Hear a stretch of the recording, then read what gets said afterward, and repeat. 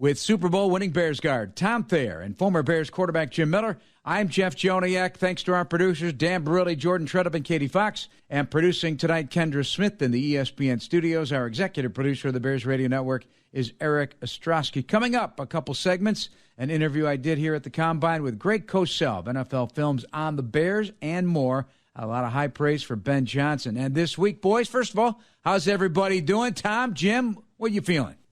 Just getting ready to stay planted in front of the TV once the Combine starts and get a look at these guys. And then you kind of watch the replay to get a relook at them. And it's more of being introduced visually to the player. And so when you do see them, their faces, hopefully over the next couple of years of their career, you recognize them and you see what the offerings are from the beginning of their college career through the Combine onto their NFL career. For me, I know the fans get excited for the games, but there's actually more happening in the offseason. Like here, Jeff, you're down at the Combine. Free agency is going to start here. The money season, the business season, it's actually more active than just games on Sunday or Thursday or Monday. There's a lot going on here, Jeff, in the offseason. Yeah, I heard Ryan Poles on a podcast with Todd McShay the other day. It was really good, just about how he looks at things and where his career has gone. Nothing specific about this draft or anything, but he said, this is the time of year that he loves. I mean, this is, as a personnel man, as a scout, this is the culmination of a ton of work just to get here, and then to trim down, Tommy, all these players, some of whom are not even at the Combine because they were not invited, but they're still going to be in the National Football League in some form or fashion, and you're trying to whittle down nearly half of that, maybe even less than that. I think Ryan says on average his board winds up being 120 to 140 players. And this year he thinks it's going to be on the lower end of that just because of NIL, players staying in college longer, and not as many juniors coming in because they're getting paid now in college to stay a little longer. Well, you also have to take into account that the Bears were in the playoffs a couple weeks extra. So you kind of get a late start on what your evaluation would be if you're out of the race by the end of the regular season. So now you're trying to pick up a little steam with a little urgency, and you have all these minds of the scouts that you've been sending out there, and they're all going through their inventory, and then they're trying to sell their product to Ryan, the general manager. There's a lot of work that these guys have to do, and then all of a sudden, boom, here it is. There's bodies on the field at the Combine. You've done the interviews. You got the chance to meet them, but now they're on the feet. And, deciding if they're going to be a fit for your team. I do think that's a big part of it. Do they fit your scheme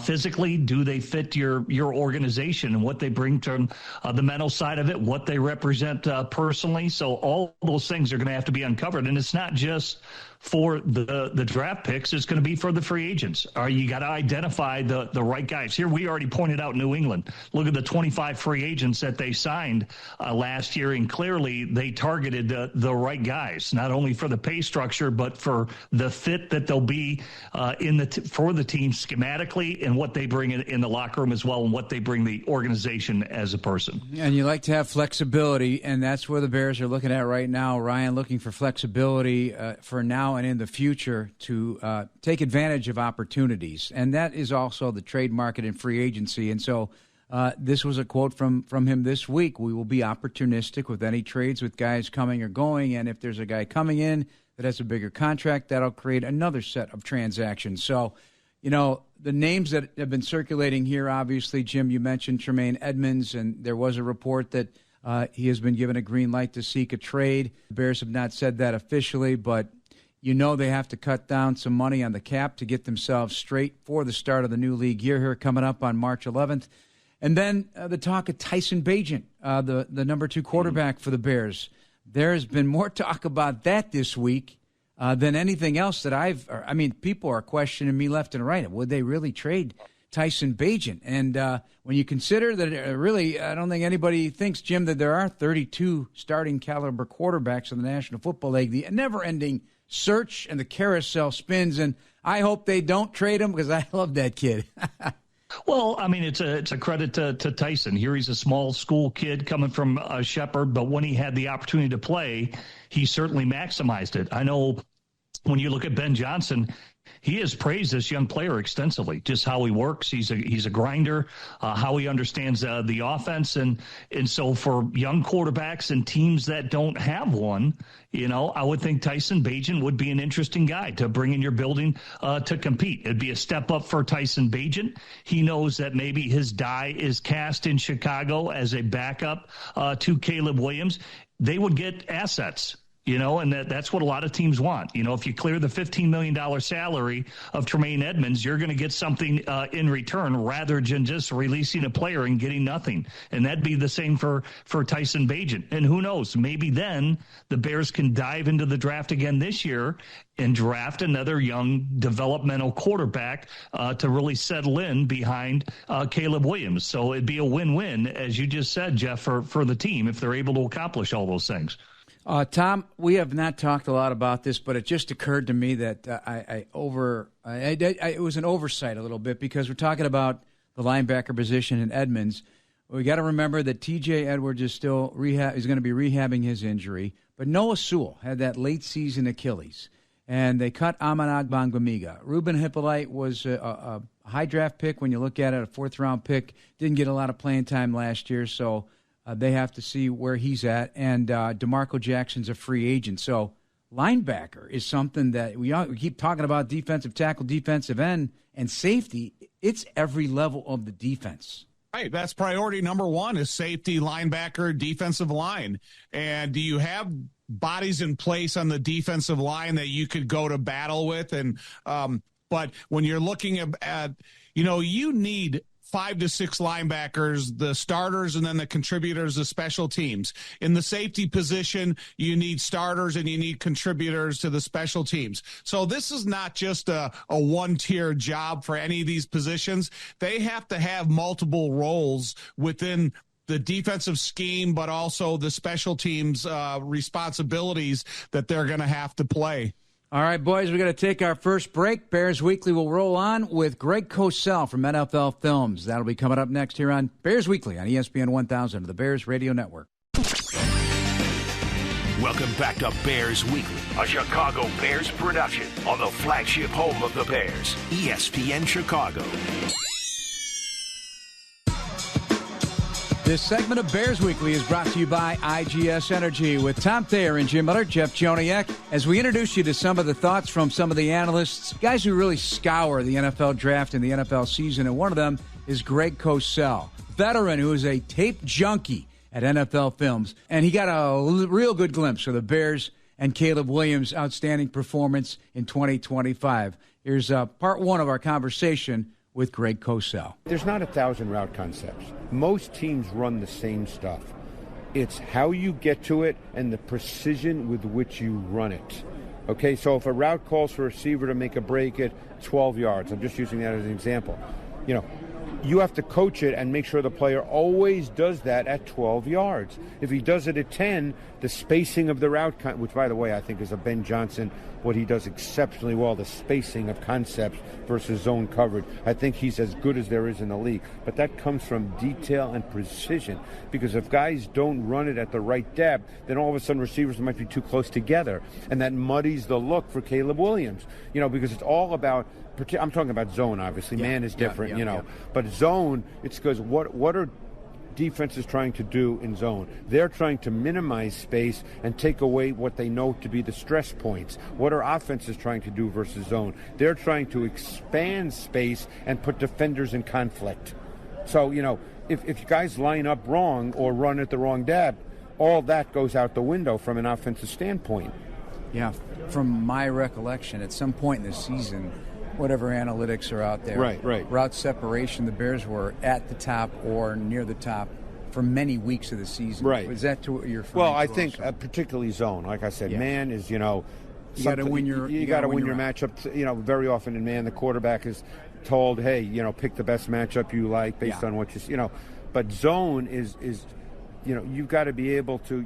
Your routes have to create space, and the quarterback has to have some sense of defenders. You hear the term pro progression a lot, and people say, well, you don't have to know about the defense. Maybe that's true in college. In the NFL, you have to have some sense of the defense. Do you have to know the defense in every single detail? No, because no quarterback's being asked to look at 5-6 guys. That's not humanly possible. But, you have to have some sense of where a defender is if you're going to throw the ball. And I think, but I think against zone, I think Ben Johnson is as good as it gets in the way he does his route concepts, his route spacing, because what that does is it more clearly defines the look for the quarterback. One of the impressive things from my perspective is the fear of one ball and many weapons, right? And the Bears definitely have many weapons, and one emerged obviously in Colston Loveland. Oh, yeah. He scouted him. It wound up being pretty distributable across the board. Right. There were 4 guys, I believe, close to 100 targets. Everybody was in the same ballpark. Yeah. How hard is that when game to game you're trying to feature one guy maybe in a matchup, if they're playing man, for example, and still at the end of the season it added up that he spread the ball around almost perfectly around. Well, and the same thing kind of happened when he was in Detroit. I mean, did Amon-Ra St. Brown catch more balls than somebody else? But, you obviously, it's in your division, so you're familiar with him. I mean, you saw that Laporta. He got hurt this year, obviously. But when Ben Johnson was there, Laporta caught a lot. I mean, over the course of a season, in an offense that functions well, a lot of guys catch balls. Like my guess is when Ben was in Detroit, he didn't go into a game plan and say, we have to feature Amon-Ra St. Brown. We have to get him the ball early. I don't think you would know better. You hear him talk every week. Yeah. I don't think he thinks like that. You can tell me if I'm wrong, but I don't think that's the way he thinks. No, he doesn't. Yeah. So, I mean, in a given game, maybe, DJ Moore has 12 targets. In another game, Colston Loveland has 12 targets. I think it's a function of the defense he's playing against, how he structures his route concepts, what might be the stress points in a particular defense that you feel like you can attack that week. But I don't think he goes into a game saying, oh, we better get Loveland, 5 targets in the first 2 series or else. I don't think that's the way he thinks about his pass game. I'm assuming. I didn't watch every week, but did you break down some of the big plays? Oh, I watch them every week because they're fun. I love Ben Johnson's offense, yes. So I watch it every week. And Williams is so gifted that I just, there are things he needs to work on, but just watching him throw a football, I mean, he's a really gifted thrower. Clearly, you're dealing with a guy that has great escapability. My guess is he probably has excellent vision on the move, because he's been doing that his whole life. Yeah. I've had this conversation with coaches.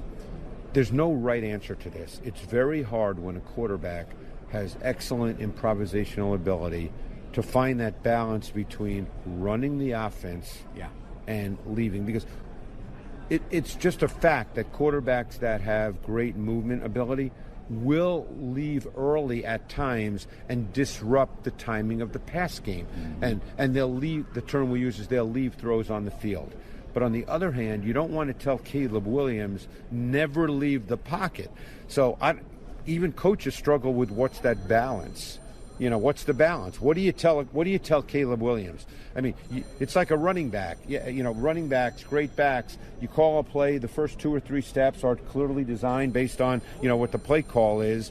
But after that, then God takes over. I mean, it's what he sees. It's what he sees, right? Right, 100%. Same with Caleb. You want him, and Ben Johnson. Ben is a total stickler for every single detail. So he wants his offense to be executed the way it's put in, because that's what he, every coach wants that, but Ben is really intense about it, as you probably know. Mm-hmm. So if it all works the right way and Caleb leaves the pocket too early, but then ends up running around and making a 25-yard play, whether running or passing, how do you deal with it? I'm not a coach. I don't know how you deal with that.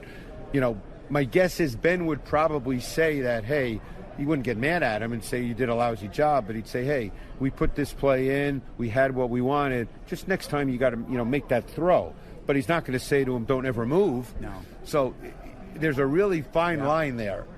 It's always fun to talk to him because he's so passionate about what he does, and he's really intrigued right now with Caleb Williams. He studies quarterbacks. That's where he started his part of his career, and he really puts a lot of time into quarterbacks, and he had some really good thoughts. Yeah, he's got a background of information from Bill Walsh, and I think that's one of probably the brightest guys that you could start a long-term career with that he's had.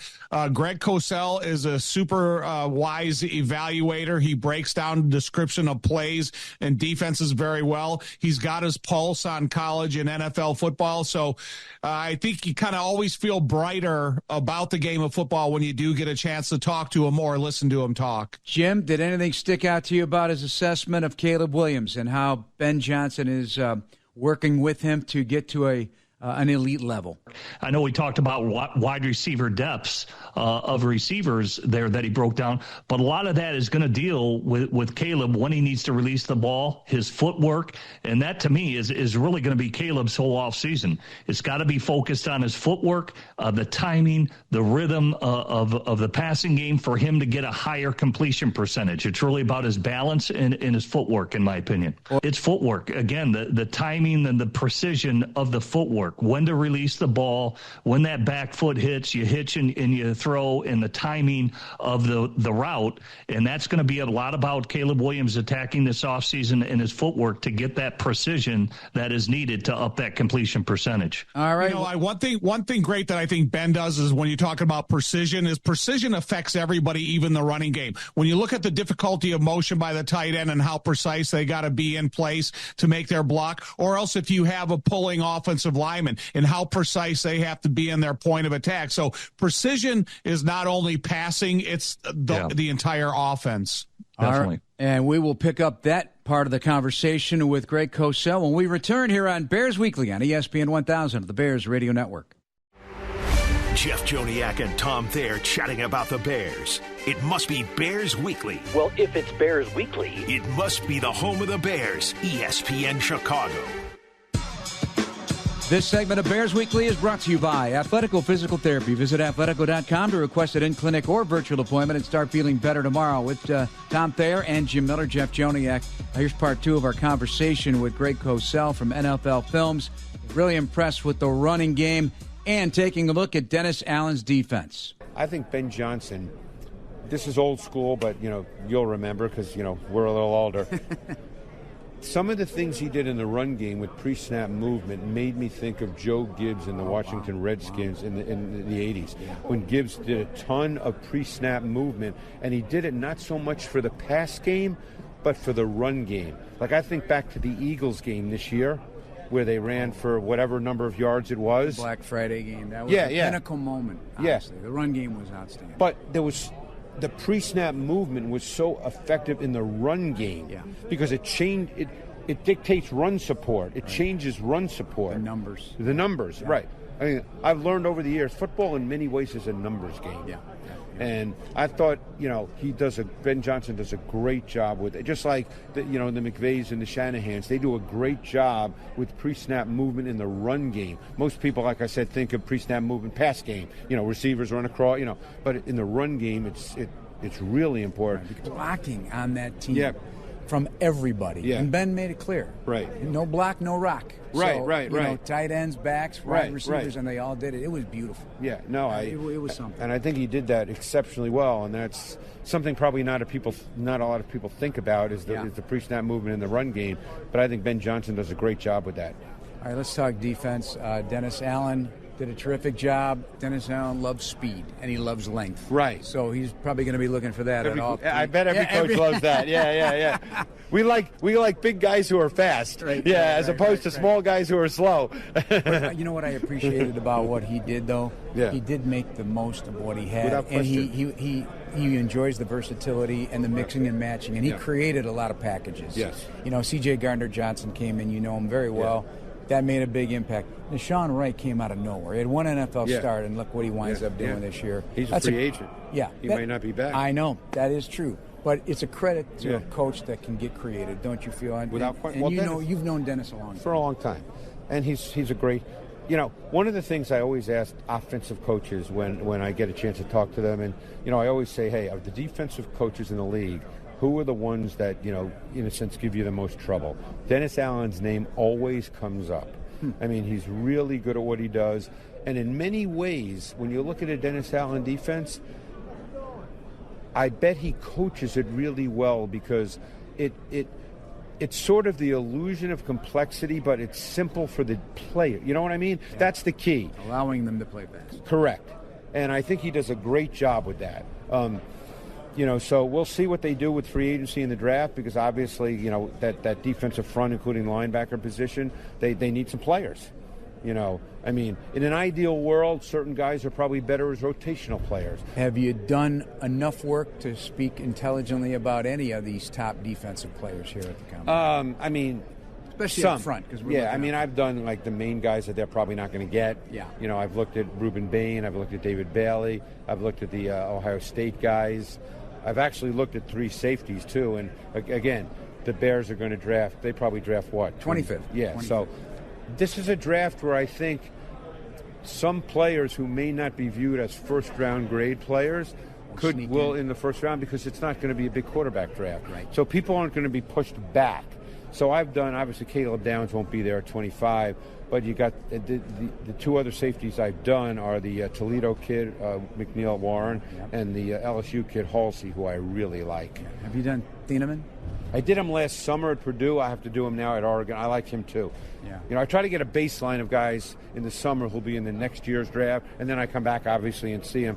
But Thieneman I really like. I think he's a good player too. I'm not going to watch 20 plays of a guy and decide what he is. Right. And defensive guys, I'm just a firm believer you've got to watch full games. Mm-hmm. You've got to see them play every play.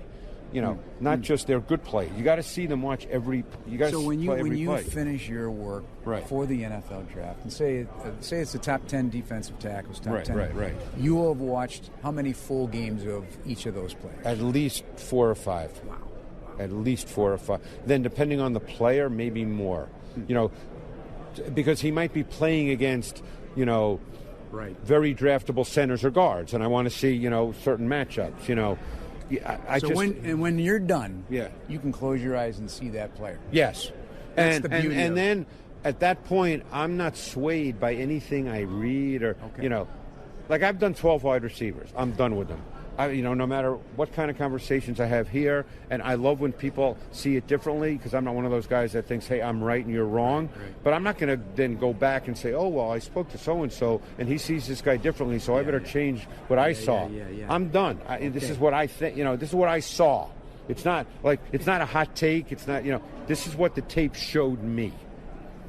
It's all based on the tape. Now, someone might look at the tape and see it differently, and you know what? I'm totally fine with that. But this is what I saw. I'm not going to change what I saw. Have you always been that way, or have you evolved into that? Or were you swayed by opinions of people you respected? Swayed would be too strong a word, but when I first started, I sort of had to learn how to do it. Okay. I would try to learn from people who've done it and say, okay, how do you go about doing it? Do you have a mentor? Oh, God. In terms of understanding how to watch. Well, I'll tell you, in terms of, let's say, the quarterback position, which is kind of my position, this is the highlight of my career and the thing I'm most grateful for. The guy who taught me the quarterback position was Bill Walsh. And I spent like 4 or 5 different times with him, and for some reason, he took a liking to me. And, that's awesome. I mean, we had, he taught me the position. So when I watch quarterback, that's the thing. When I watch a quarterback, he's in my head. So I'm not thinking about, this guy can run around and make plays. I'm thinking about doing it right on every single play, which I guarantee Ben Johnson thinks that way too. Let's do it right on every single play. Now, has the game changed and you have to sort of evolve with the game because more and more quarterbacks can make plays outside of structure? But at the end of the day, coaches work 14, 15, 16 hours a day to have their offense run the way that it's supposed to run. They don't roll, Ben Johnson doesn't roll the ball out in practice to Caleb and say, Caleb, why don't we run around a little today and see what happens? That's not the way they do it.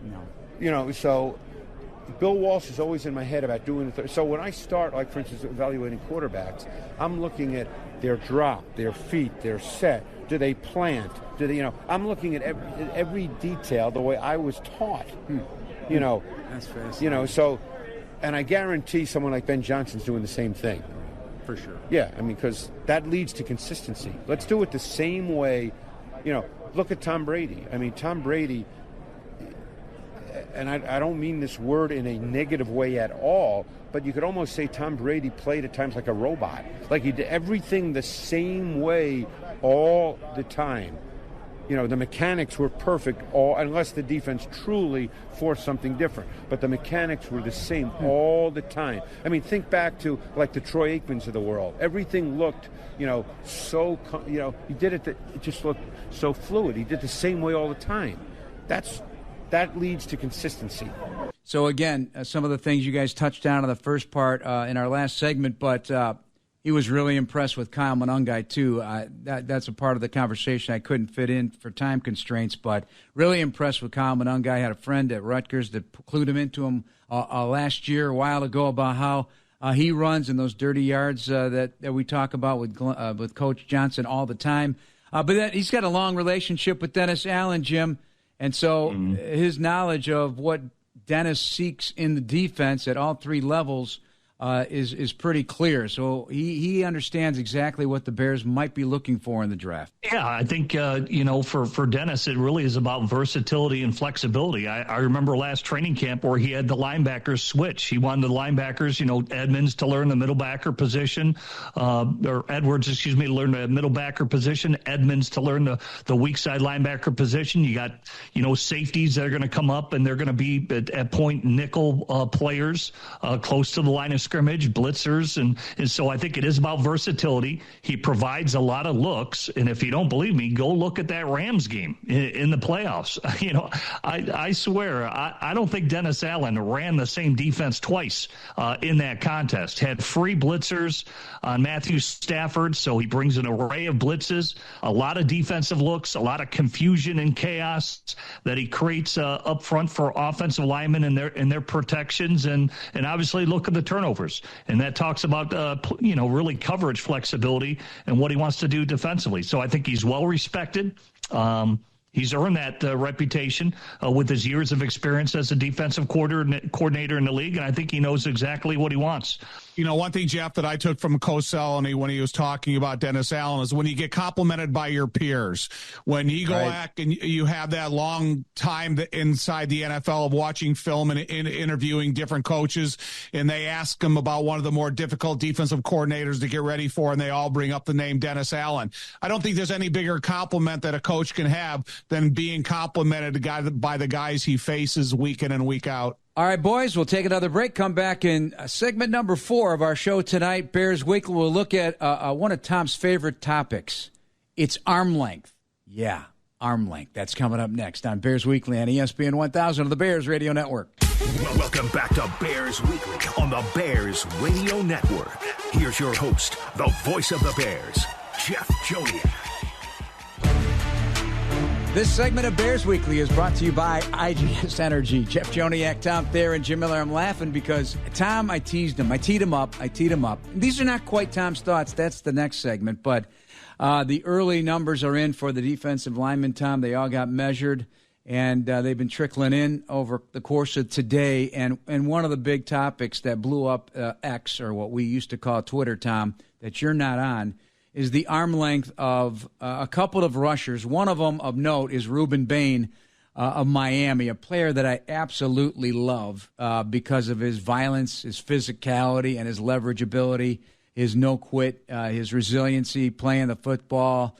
6'2" and a quarter, Tom, 263, wingspan just over 77, and an arm length under 31.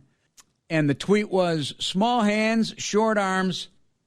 And I don't know who this tweeter was, but I think he should drop to number 25 in the draft. That's exactly where the Bears draft. Yeah, me too. Yeah, I mean, if that happened, I would run to the podium with that one. When you start running on your hands in the game of football, then I'll be worried about arm length.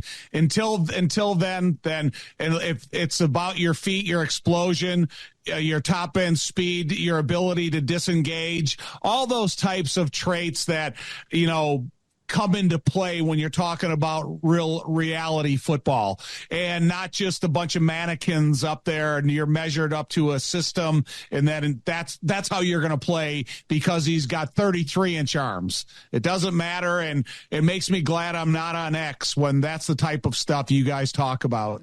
Yeah, well, between David Bailey at Texas Tech, Arvell Reese, and obviously Reuben Bain, they're going to be the top edge rushers taken. You know, that's the reality of it. The bottom line is he's a wrecker. He can rag down guys. Remember last year it was Will Campbell. It was Will Campbell, the tackle out of LSU. Gets drafted by the New England Patriots. Oh, he's got short arms. Well, it took him all the way to the Super Bowl. And then, of course, he didn't have his best game in the Super Bowl. Oh, see, we told you the short arms were going to be a problem. Will Campbell's going to be a good player. You know, it's really about the player, how they play, all those things. I don't think it's going to hurt Reuben Bain at all. He's going to be one of the top edge rushers in this draft. Yeah, that's why I was laughing because we always talk about it for the tackles, but when it gets into the defensive line, and you're gonna have scouts that are gonna bang the table on that. But Cassius Howell, also a well-regarded defensive end edge rusher, 6'2.5". 30.25-inch arms. He's also in this category of discussion today. Peter Woods, the defensive lineman from Clemson, also in this discussion today. So I find it very interesting. Now, on the opposite end of that, Tom, a player I also am intrigued by when watching him at the Senior Bowl, I'm curious what Jim thinks as well, is Florida's interior defensive lineman Caleb Banks. 6'6", 327, 10 7/8 hands, 35-inch arms, and 85 3/4-inch wingspan. I guess, the tape might have been uneven throughout the course of his career, but that's a lot of size, and I know he just vertical jumped pretty high for a man his size and weight at 32 inches. It's an awful tempting player to help develop Caleb Banks at defensive tackle out of Florida.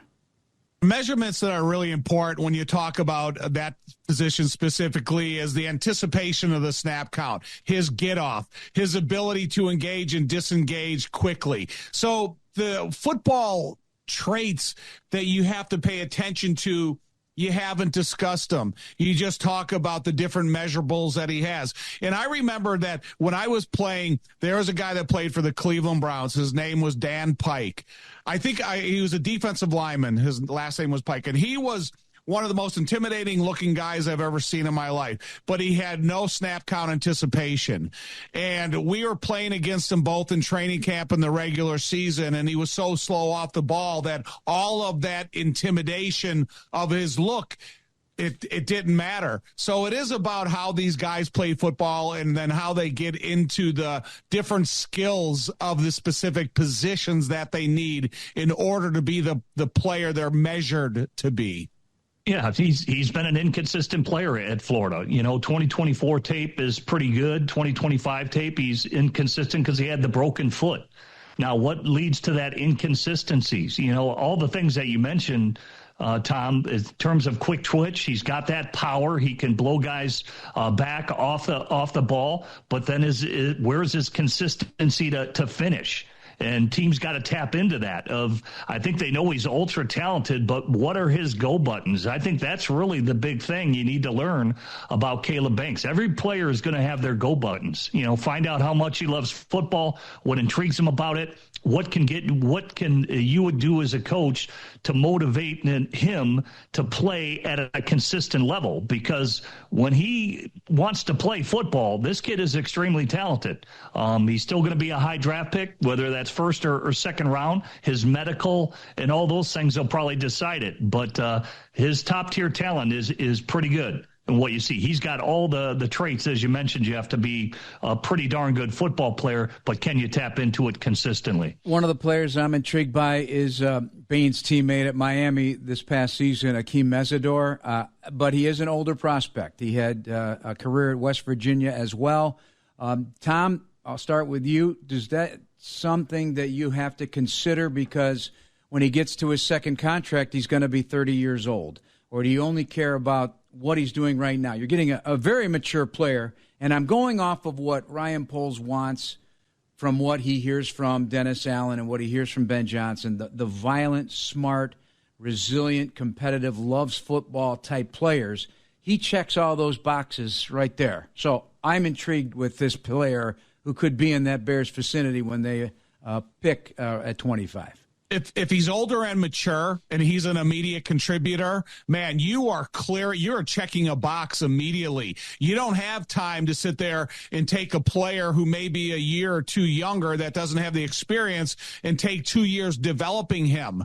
That's when you kind of lose some of your product. And if you can bring in a guy, whether he's a little bit older or not, and, I had a teammate at Notre Dame that was 25 when he got drafted, and he was an immediate starter his rookie year. So that team went out there and got a guy in the 5th round, and he contributed immediately. Yeah, he was a little older, but he had a super successful NFL career. And how long are you asking him to play? 10 years?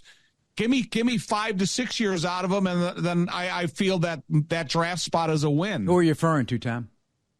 Larry Moriarty. Okay. Fullback. Yeah. Jimmy, how about Messidor's age? Does it matter? No, I think it does. I think teams do lean on, you like a more mature player. I think that's part of it, but I think the longevity of the career is a big part of it too. They want to try and get, I would think 3 draft picks or three contracts, I would think out of a player. So I think for most teams, maybe teams look at it differently especially if you're drafting him to be kind of a foundational player. And I'm not saying that's the case for the Chicago Bears, but if he's drafted as a secondary player who's a contributor, I think that maturity, and obviously he can play, I think would definitely be a bonus if he can help your team. We've only touched on a few. There are many edge rushers and defensive players that'll be intriguing once the Bears get on the clock coming up in April. All right, one more segment to go. You know what's next. It's Tom's Thoughts on Bears Weekly on ESPN 1000 of the Bears Radio Network. Bears. It is good! Bears Weekly. Time expires! A deep dive into all things Bears. And the Bears win! With Jeff Joniak and Tom Thayer, this is the home of the Bears, ESPN Chicago. This segment of Bears Weekly is brought to you by Athletico Physical Therapy. Visit athletico.com to request an in-clinic or virtual appointment and start feeling better tomorrow. With Tom Thayer and Jim Miller, Jeff Joniak. Final segment, it's Tom's Thoughts. Tom, what's your biggest if is number one? Right, so I'm going to give you guys time to think about this a little bit. So I was watching the LPG the other day, and one of the young ladies got on the 18th hole. The commentator said, if she pars this hole, she's going to shoot a 59. She went and shot a 61.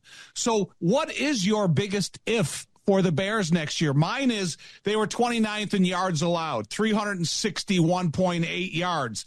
So if they move up to a minimum of 20, maybe 15 in yards allowed, that's going to be significantly different in the record, in what it can offer this football team, the extra possessions on offense. So when you think about your biggest if, what is your biggest if for next year? But think of all the turnovers, though, Tom. I mean, they made up for that. They got the ball back and gave the offense opportunities. I'm with you. I think you got to make modest jumps. I would think from where they are, in probably the mid-20s defensively. I think you got to make maybe a jump to the middle of the pack.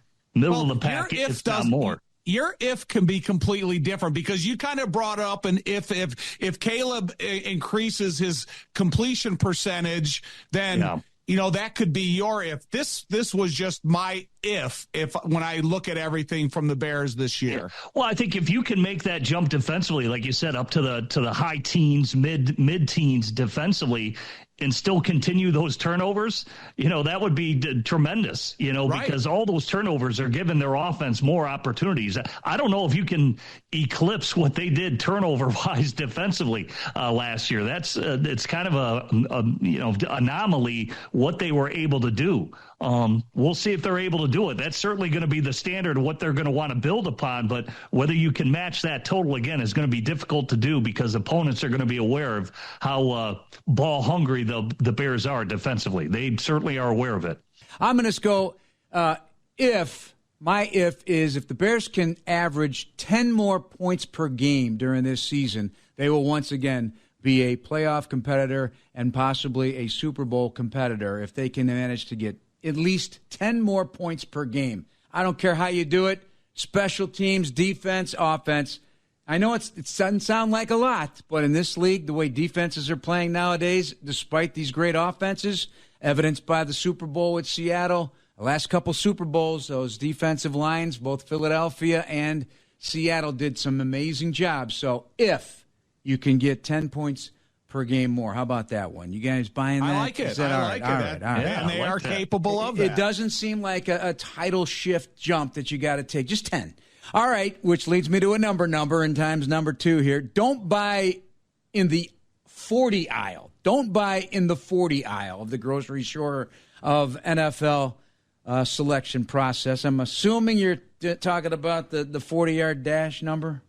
Yeah, so we're at the week of the Combine. When you go back and you look at now, they sell tickets to go in there and watch the Combine as fans.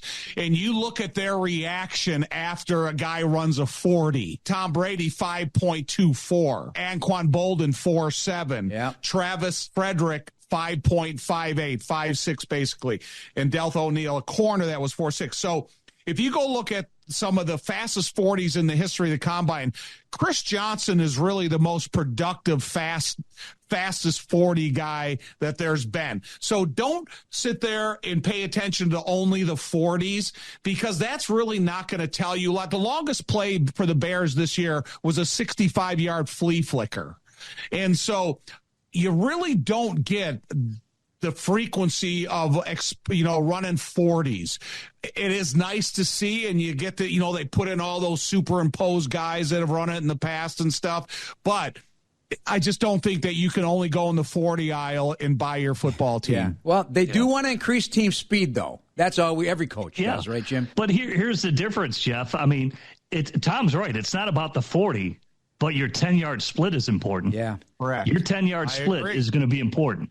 As skill position players, whether you're a receiver, and Anquan Bolden obviously was a great receiver. For receivers, it's about adjusting speeds, but their 10-yard splits are pretty good. For linebackers, and even for quarterbacks. For quarterbacks, certainly you're not going to – it's really about the fluidity of it. How fluid are you in your movements and all those things. But your 10-yard split, I think, is really the most important thing about the 40-yard dash. I started putting it on my board because of Tom.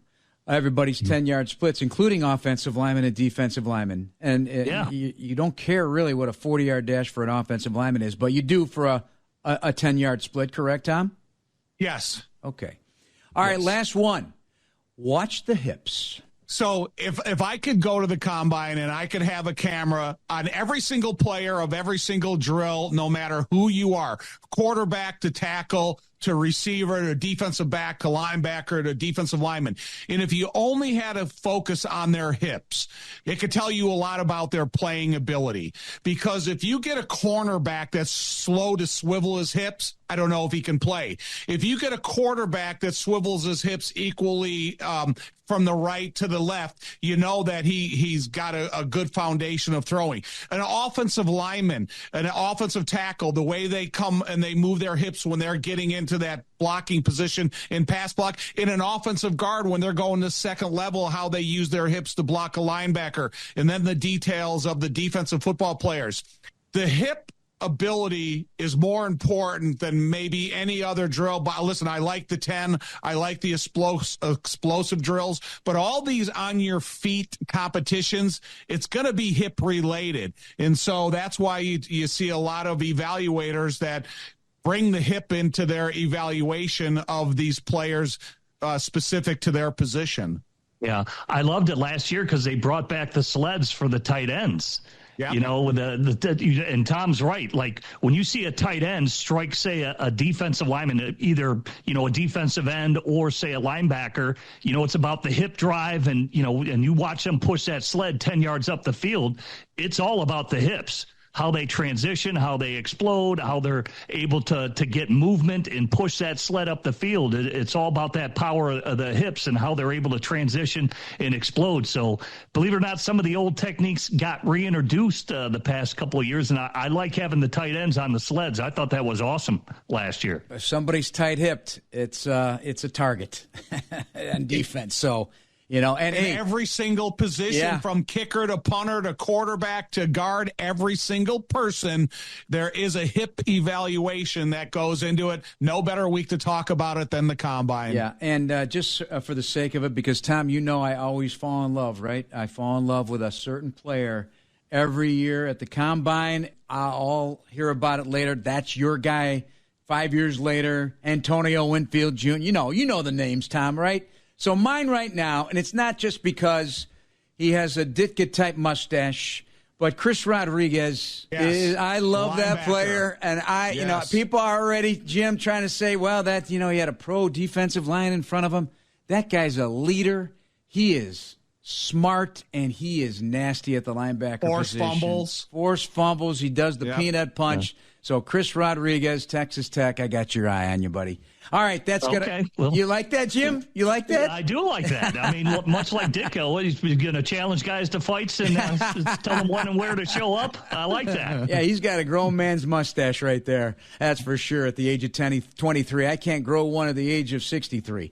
All right, boys, that's going to wrap us up. Thanks for all the laughs and all the knowledge. Once again, the executive producer of the Bears Radio Network is Eric Ostrowski. Thanks to our producers as well, and thanks to Greg Kosell from NFL Films. For Tom Thayer and Jim Miller, I'm Jeff Joniak. This has been Bears Weekly on the radio home of the Chicago Bears, ESPN Chicago. Coming up next, Amber and Ian. Have a good night, everybody. Thank you for listening to the Chicago Bears Network presentation of Bears Weekly, hosted by the mayor of Bearsville, Jeff Joniak, and Surfmaster Tom Thayer. Podcasts are available on the Chicago Bears official app, brought to you by Verizon and Apple Podcasts. Bears Weekly has been brought to you by Miller Lite.